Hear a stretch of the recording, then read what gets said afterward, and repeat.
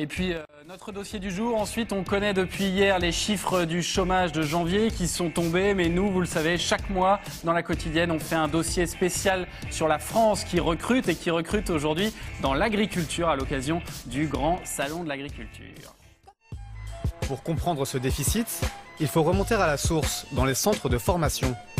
Sur toute la France, on ne compte que 300 candidats à l'entrée en BTS équipement agricole pour près de 400 places.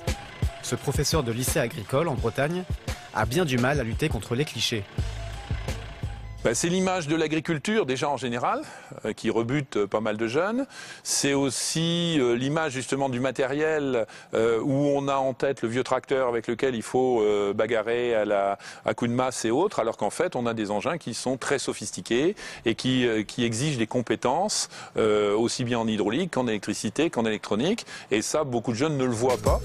Avec le recul du nombre d'agriculteurs, attirer des jeunes venus d'autres milieux est indispensable.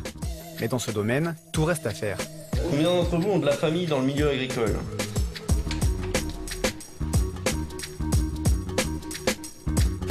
Simon est donc fils d'agriculteur. Mais s'il a choisi ce secteur, c'est justement parce qu'il sait que les choses ont beaucoup changé.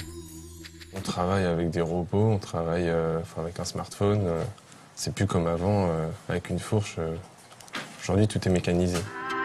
Passionnés par leurs études, promis à de vastes débouchés, tout roule pour ces élèves, bien loin de la crise.